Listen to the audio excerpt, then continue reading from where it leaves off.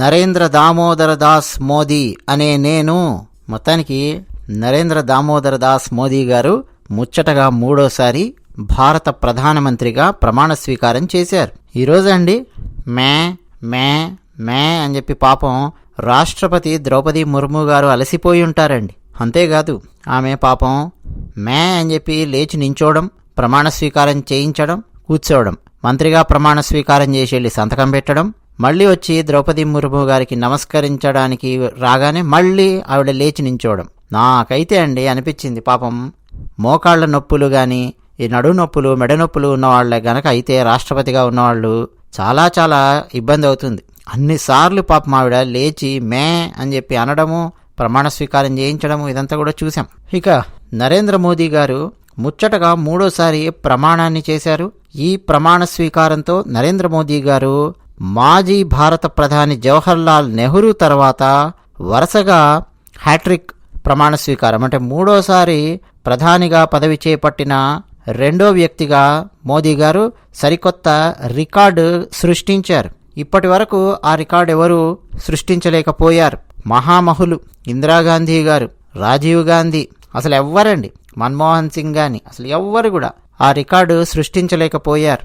అటువంటి సరికొత్త రికార్డు నరేంద్ర మోదీ గారు నెలకొల్పారు. నిజానికి జవహర్లాల్ నెహ్రూ సృష్టించిన రికార్డు కంటే నరేంద్ర మోదీ గారు సృష్టించిన రికార్డు చాలా గొప్పది. ఎందుకో తెలుసా? అప్పట్లో జవహర్లాల్ నెహ్రూ గారి ఎదురుగా నిలబడగలిగే నాయకత్వం కానీ ఇతర పార్టీలు కానీ పెద్ద పెద్ద పార్టీలు లేనటువంటి పరిస్థితి. దాదాపు మొత్తం భారతదేశంలో అన్ని రాష్ట్రాలలో కూడా కాంగ్రెస్ పార్టీయే ఏలుతోంది. అంటే ముఖ్యమంత్రులు కూడా రాష్ట్రాలలో కాంగ్రెస్ పార్టీ వాళ్లే. అసలే భారతదేశానికి స్వాతంత్ర్యం తీసుకొచ్చిన పార్టీగా కాంగ్రెస్ పార్టీని జనాల మెదళ్లలో ముద్ర వేయించడానికి ఆ విధంగా అకాడమీ పుస్తకాలు తయారు చేయించారు. ఆ విధంగా జర్నలిస్టులు పత్రికలలో వ్యాసాలు రాసేవారు. గాంధీ గారితో తిరిగాడు ఈ నెహ్రూ, ఈ టైపులో మొత్తానికి అలా తీసుకొని వచ్చేవాళ్ళు. జవహర్లాల్ నెహ్రూ గారు కూడా చాలా తెలివిగా ఓ పక్క రష్యాతో స్నేహం చేశారు కాబట్టి భారతదేశంలో కమ్యూనిస్టులకు విద్యా వ్యవస్థను, సాంస్కృతిక వ్యవస్థను, ఇట్లాంటి వ్యవస్థలను అప్పగించే ప్రయత్నం చేయడం, అందులోనూ మళ్ళీ విద్యా వ్యవస్థలో మైనారిటీలను దువ్వే ప్రయత్నాలలో భాగంగా ఎడ్యుకేషన్ మినిస్టర్స్గా వరుసగా ముస్లిమ్స్ను ఎడ్యుకేషన్ మినిస్టర్స్గా పెట్టుకుంటూ రావడం, మరోపక్క కమ్యూనిస్టులకు సాంస్కృతిక శాఖలను ఈ అకాడమిక్ పుస్తకాలు తయారు చేయడంలో అటువంటి వాళ్ళని ఇన్వాల్వ్ చేయడం, ఇదంతా చేస్తూ వచ్చారు. సో వాళ్ళందరూ ఏం చేసేవాళ్ళు నిరంతరము అని అంటే మొఘలుల చరిత్రను ప్రొజెక్ట్ చేయడము, గాంధీ నెహ్రూల చరిత్రను ప్రొజెక్ట్ చేయడము, నెహ్రూ గారు అక్కడ జైలుకి వెళ్ళారు, ఇక్కడ జైలుకి వెళ్ళారు, ఇవే రాసుకుంటూ రావడం చేశారు.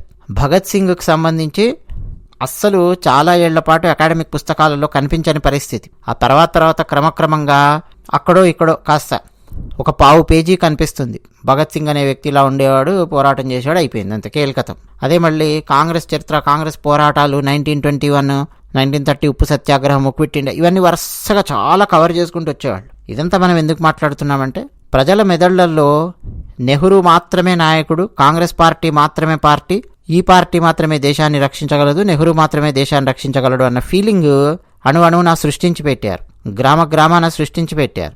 ఆ తర్వాత ఆయన కూతురు నెహ్రూ గారి కూతురు అట్లా ఇందిరాగాంధీని మోసారు, ఇందిరాగాంధీ కొడుకు రాజీవ్ గాంధీని మోసారు, ఇట్లా చేసుకుంటూ వచ్చారు. కానీ నరేంద్ర మోదీ అండి ఒక వెనుకబడిన కులానికి చెందినటువంటి వ్యక్తి, ఒక ఓబీసీ కులానికి చెందినటువంటి వ్యక్తి నరేంద్ర మోదీ గారు.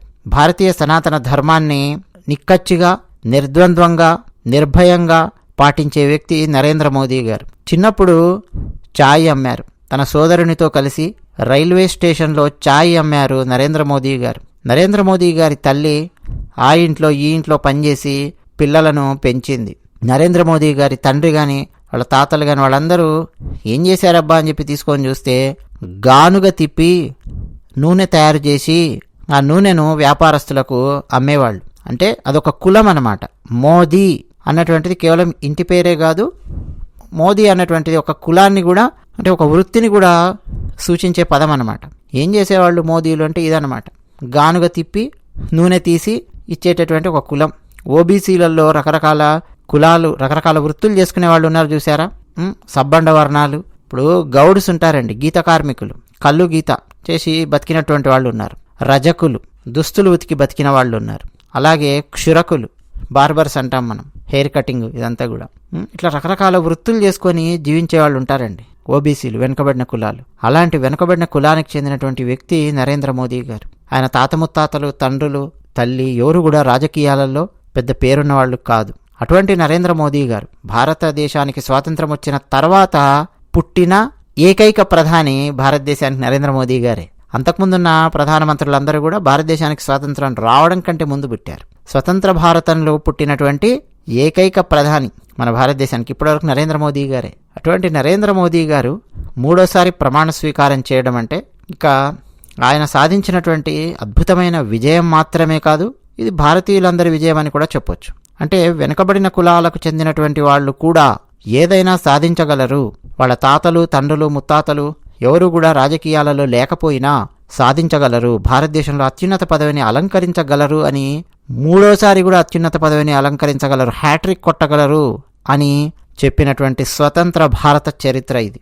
మోదీ సరికొత్త రికార్డు క్రియేట్ చేశారు. ఒకప్పుడు నెహ్రూ గారి ఎదుట పార్టీలే పెద్దగా లేనటువంటి పరిస్థితి. ఏదో అక్కడ ఇక్కడ కమ్యూనిస్ట్ పార్టీలు అవి ఉండే, అవి కూడా కాంగ్రెస్తో అంటగాగుతున్నట్టుగానే ఉండేవి. వాళ్ళకి కావాల్సిన పదవులన్నీ కూడా నెహ్రూ గారు ఎక్కడెక్కడ ఏమేమి ఇస్తుండేవాళ్ళు. దాదాపు నెహ్రూ గారు మరణించే సమయం వచ్చిన టైంకి తమిళనాడులో ప్రభుత్వం మారిన పరిస్థితి, లోకల్ పార్టీల చేతుల్లోకి వెళ్ళింది. అంతకుముందు మీరు చూస్తే తమిళనాడులో కూడా కాంగ్రెస్సే ఉంది. మొత్తం అండి భారతదేశం నిండా మీరు ఎక్కడికి వెళ్ళినా కాంగ్రెస్ కాంగ్రెస్ కాంగ్రెస్. నెహ్రూ గారు దాదాపు మరణించిన తర్వాత కేరళలో కమ్యూనిస్టులు రావడం కానీ, అక్కడక్కడ లోకల్ పార్టీలు రావడం అనేది మొదలయ్యింది. మన ఆంధ్రప్రదేశ్లో నందమూరి తారక రామారావు గారు 1982లో పార్టీ పెట్టి 1983లో ఆయన ప్రమాణ స్వీకారం చేసేంతవరకు కూడా కాంగ్రెస్సే ఉంది. ఊరూరా కాంగ్రెస్ తప్ప మరో పార్టీయే లేదు అన్నట్టుగా కటింగ్ ఇస్తూ వస్తుండేవాళ్ళు. ఆ టైంలో నెహ్రూ గారు వరుసగా మూడోసారి గెలవడం పెద్ద గొప్ప విషయం కాదండి. ఇప్పుడు నరేంద్ర మోదీ గారు గెలవడం గొప్ప విషయం. ఇప్పుడు ఇన్ఫర్మేషన్ టెక్నాలజీ అందుబాటులో ఉంది, ఛానల్స్, అవేర్నెస్, విదేశాల నుంచి ఎన్నో శక్తులు, భారతదేశంలో ప్రభుత్వాన్ని మార్చాలని చూసే శక్తులు. ఇటువంటి పరిస్థితుల్లో అంటే కొంచెం అటు ఇటు అయినా కానీ ప్రజలు వన్ సైడ్ తీర్పు ఇచ్చేస్తున్నటువంటి కాలం ఇది. ఇలాంటి టైంలో నరేంద్ర మోదీ గారు మూడోసారి గెలవడం అంటే, బీజేపీ 240 సీట్లు తెచ్చుకోవడం అంటే ఈ హవాలో చాలా గొప్ప విషయమే. 400 పార్ అనుకున్నారు ఎన్డీఏ, కానీ కాలేదు.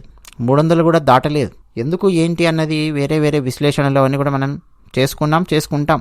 ఉత్తరప్రదేశ్ షాక్ ఇవ్వడము, రాజస్థాన్ షాక్ ఇవ్వడము, కానీ Odisha clean sweep Bharatiya Janata party. కేరళలో ఖాతా ఓపెన్ చేయడం, తెలంగాణలో ఎప్పుడూ లేనట్టు 8 ఎంపీ సీట్లు. ఇట్లా వరుసగా పాజిటివ్స్ ఉన్నాయి, నెగిటివ్స్ ఉన్నాయి. వీటన్నింటి మధ్యలో నరేంద్ర మోదీ గారు మూడోసారి ప్రమాణ స్వీకారం చేయడం అనేది చాలా చాలా గొప్ప విషయం. సో నరేంద్ర మోదీ గారి చేత రాష్ట్రపతి ద్రౌపది ముర్ము గారు ప్రమాణ స్వీకారం చేయించారు.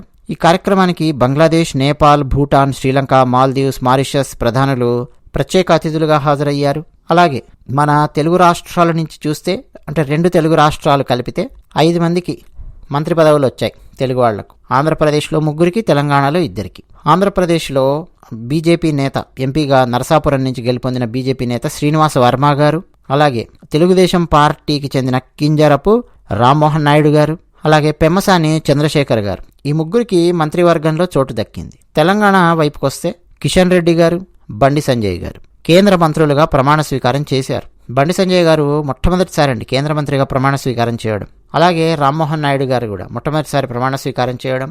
ఇదంతా కూడా మనం చూడొచ్చు. మొత్తానికి అండి నరేంద్ర మోదీ గారు ఏ రాష్ట్రాల నుంచి ఎంతమంది, ఎన్ని ఎంపీ సీట్లు వచ్చాయి, తదనుగుణంగా మంత్రి పదవులు ఇచ్చే ప్రయత్నం అయితే ఈ రౌండ్ చేశారు. తర్వాత కూడా మళ్ళీ 1 to 2 years తర్వాత మళ్ళీ మంత్రివర్గ విస్తరణ, అటు ఇటు మారడము, ఇవన్నీ కూడా జరుగుతూ ఉంటాయి, సర్వసాధారణమైన విషయం.